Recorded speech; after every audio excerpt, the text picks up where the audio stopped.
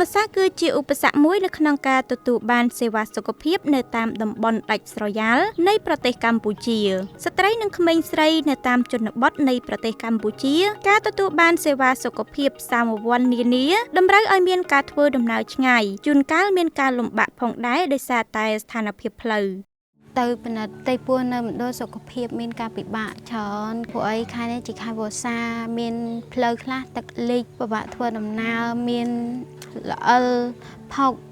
ខ្ញុំខ្លាចជីទៅប៉ះពាល់ដល់ផ្ទៃពោះនិងសុខភាពខ្លួនឯងណាមួយវាឆ្ងាយពីមណ្ឌលសុខភាពផង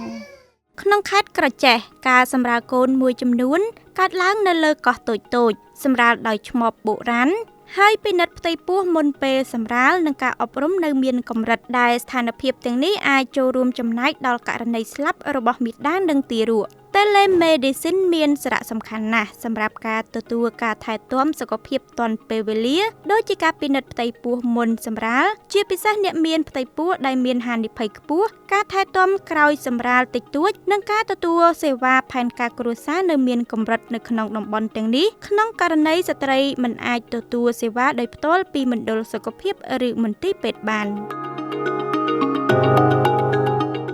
ក្នុងអំឡុងពេល COVID-19 វាមានភាពចាំបាច់ណាស់ក្នុងការធ្វើឲ្យប្រកាសថាសេវាសុខភាពផ្លូវភេទសុខភាពបន្តពូជនិងសុខភាពមាតាសំខាន់ត្រូវបានផ្ដល់ជូនកាល2019 2020អញ្ចឹងយើងជួបជាមួយនឹង COVID យើងមិនអាចផ្ដល់សេវាដោយផ្ទាល់បានទេអញ្ចឹងយើងអាចបំពេញនៅចន្លោះខ្វះខាតដែលគាត់មិនអាចមកផ្ទាល់បានតាមការណាត់ជួបយើងអាចផ្ដល់តាម Telemedicine ហ្នឹងនៅក្នុងភាពជាដៃគូដ៏រឹងមាំជាមួយក្រសួងសុខាភិបាលការច្នៃប្រឌិតដំណោះស្រាយថ្មីមួយត្រូវបានចាប់ផ្ដើមឡើងនៅឆ្នាំ2022ដោយមានការគាំទ្រផ្នែកបច្ចេកទេសពី UNSPA វេទិកាប្រឹក្សាវិទ្យាសាស្ត្រពីចម្ងាយ Telemedicine ថ្មីមួយបានបង្កើតឡើងដោយបណ្ដាញទំនាក់ទំនង Digital ដែលមានស្រាប់ដូចជាការហៅទូរស័ព្ទដោយផ្ទាល់ Telegram និង WhatsApp ដើម្បីឲ្យអតិថិជនអាចតាក់ទងបុគ្គលិកសុខាភិបាលដោយផ្ទាល់សម្រាប់ការថែទាំដែលពួកគេត្រូវការវិធីសាស្ត្រនេះធានាថាការផ្ដល់សេវានេះមិនមែនជាបច្ចេកទេសថ្មីដ៏ស្មុគស្មាញនោះទេប៉ុន្តែជាប្រព័ន្ធសម្រួលមួយដែលប្រើប្រាស់ឧបករណ៍ដែលគេមាននិងប្រើប្រាស់យ៉ាងទូលំទូលាយនៅក្នុងសហគមន៍ដើម្បីបង្កើតមធ្យោបាយសម្រាប់ចូលរួមប្រើប្រាស់សេវាថែទាំសុខភាពមូលដ្ឋានមួយចំនួនការតាមដានរបស់អ្នកគ្រូតាមទូរស័ព្ទជួយសម្មាលការធ្វើដំណើរតាមផ្លូវផ្ដល់ប្រឹក្សាយោបល់ល្អៗសម្រាប់ខ្ញុំនិងកូន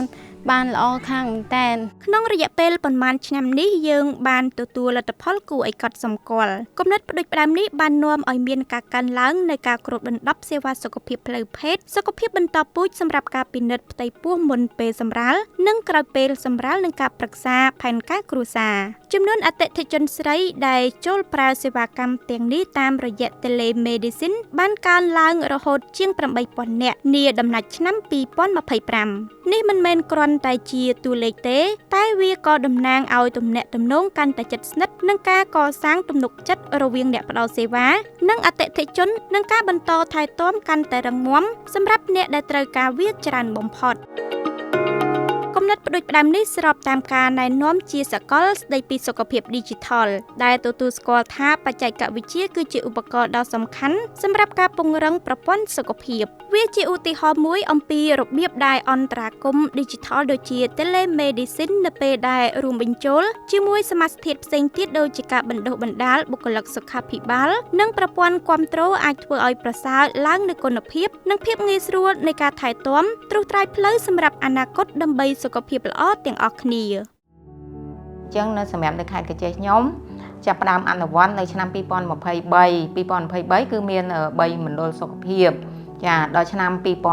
2024យើងអនុវត្តបាន9មណ្ឌលសុខភាពហើយចំពោះស្ត្រីដែលផ្ដល់សេវាពីចម្ងាយហ្នឹងមានការកើនឡើងចាដោយសារស្ត្រីគាត់យល់ដឹងពីការប្រើប្រាស់តាម Telegram និងតាមវីដេអូ call ទៅស្ត្រីបំពេញនៅចន្លោះអាការណាត់ជួបចាអញ្ចឹងស្ត្រីគាត់អាចយល់ដឹងពីសញ្ញាគ្រោះថ្នាក់ចាទាំងមុនសម្រាល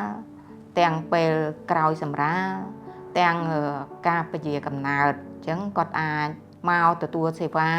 នៅមណ្ឌលសុខភាពយើងតាន់ពេលវេលា